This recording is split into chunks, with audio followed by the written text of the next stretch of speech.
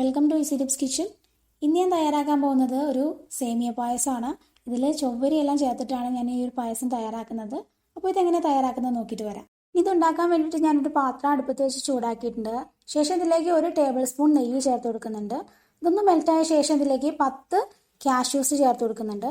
എന്നിട്ട് നന്നായിട്ടൊന്ന് വഴറ്റി കൊടുക്കുക. ഒരു ലൈറ്റ് ഗോൾഡൻ കളർ ആവുന്ന സമയത്ത് നമുക്ക് ഉണക്കമുന്തിരി ചേർത്ത് കൊടുക്കാം. ഒരു 40 ഉണക്കമുന്തിരി ഞാൻ ചേർത്ത് കൊടുക്കുന്നുണ്ട്. എന്നിട്ട് നന്നായിട്ടൊന്ന് വഴറ്റിയെടുക്കാം.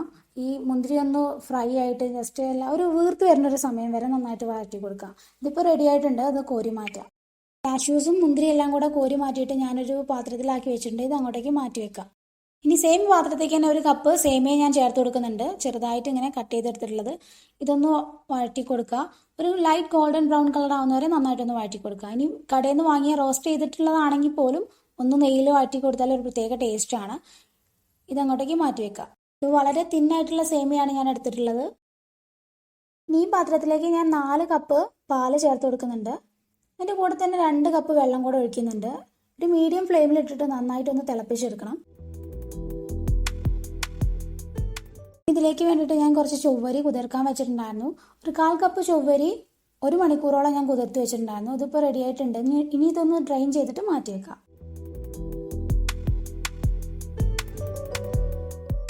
ഇപ്പോൾ നമ്മുടെ പാലെല്ലാം നന്നായിട്ട് തിളച്ച് വന്നിട്ടുണ്ട്. ഇനി നമുക്കിതിലേക്ക് ചൊവ്വരി ചേർത്ത് കൊടുക്കണം. അപ്പം ചൊവ്വരി 1/2 മുതൽ 1 മണിക്കൂർ വരെയെങ്കിലും കുതിർത്ത് വെച്ച് കഴിഞ്ഞാൽ പെട്ടെന്ന് വെന്ത് കിട്ടും. കൂടുതൽ സമയമൊന്നും ആവശ്യമില്ല. വേറെ സെപ്പറേറ്റ് വേവിക്കേണ്ട ആവശ്യമൊന്നുമില്ല. ഒരു 10 മിനിറ്റിനുള്ളിൽ എന്തായാലും വെന്ത് കിട്ടും. ഇത് കണ്ടില്ലേ, ഇനി ഇവിടെ കിടന്നിട്ട് വേവട്ടെ.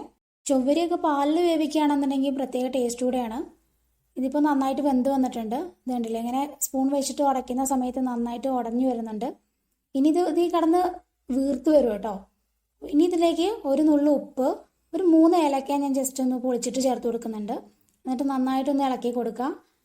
ശേഷം നമുക്ക് സേമിയ ചേർത്ത് കൊടുക്കുക.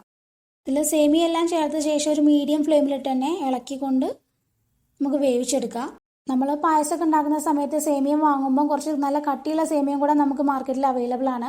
അപ്പോൾ അങ്ങനെയുള്ള സമയത്ത് നമ്മളിപ്പോൾ 4 കപ്പ് പാലെടുത്തില്ലേ, അതിന് പകരം അതിന് ഡബിളായിട്ട് ചിലപ്പം കൊടുക്കേണ്ടി വരും കേട്ടോ. ഞാൻ അങ്ങനത്തെ ഉണ്ടാക്കാറുണ്ട്. പക്ഷെ ഇത് ചെറുതായതുകൊണ്ട് വല്ലാതെ അങ്ങോട്ട് വികസിക്കുന്നില്ല.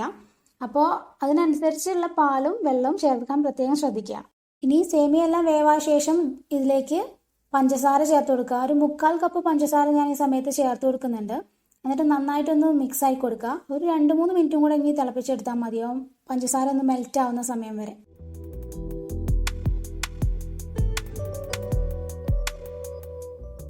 ഇനി ഇതിലേക്ക് നേരത്തെ വറുത്ത് വെച്ചിട്ടുള്ള കാഷ്യൂസും മുന്തിരിയും കൂടെ ചേർത്ത് കൊടുക്കുന്നുണ്ട്. എന്നിട്ട് നന്നായിട്ടൊന്ന് മിക്സ് ചെയ്ത് കൊടുക്കണം. നമ്മൾ ഏലക്കായ അങ്ങനെ ഇടാൻ താല്പര്യമില്ലാത്തവർക്ക് അങ്ങനെ ഇടണ്ട കേട്ടോ. പൊടി വേണമെങ്കിൽ യൂസ് ചെയ്യാൻ, കുഴപ്പമില്ല. പിന്നെ ഏലക്കായ ഈ സമയത്തോ അല്ലാന്നുണ്ടെങ്കിൽ ഇനി പായസം കുടിക്കുന്ന സമയത്തോ ഒഴിവാക്കിയിടാം. അപ്പോൾ ഞാൻ ഇതിൽ തന്നെ വെക്കുന്നുണ്ട്. ഇനിയിപ്പോൾ ഇത് കുറച്ച് നേരം ഒന്ന് ഇരുന്ന് തണുക്കുന്ന സമയത്ത് കുറച്ചും കൂടെ തിക്കായി കിട്ടും. ഇതിപ്പോൾ റെഡി ആയിട്ടുണ്ട്. അപ്പോൾ വളരെ ടേസ്റ്റി ആയിട്ടുള്ള ചൊവ്വരി ഇട്ട സേമിയ പായസം ഇവിടെ റെഡി ആയിട്ടുണ്ട്. അപ്പോൾ ഇതിന് മുന്നേ ഞാൻ സേമിയ പായസത്തിൻ്റെ ഒരു വീഡിയോ അപ്ലോഡ് ചെയ്തിട്ടുണ്ടായിരുന്നു. അതിൽ ചൊവ്വരി ചേർക്കാതെയാണ് ഞാൻ ചെയ്തിട്ടുള്ളത്. അത് കാണാത്തവരുണ്ടെന്നെങ്കിൽ കാണാം. അതിൻ്റെ ലിങ്ക് ഞാൻ ഡിസ്ക്രിപ്ഷൻ ബോക്സിൽ കൊടുത്തിട്ടുണ്ട്. വീഡിയോ ഇഷ്ടമായിട്ടുണ്ടെങ്കിൽ ലൈക്ക് ചെയ്യാനും ഷെയർ ചെയ്യാനും സബ്സ്ക്രൈബ് ചെയ്യാനും മറക്കരുത്.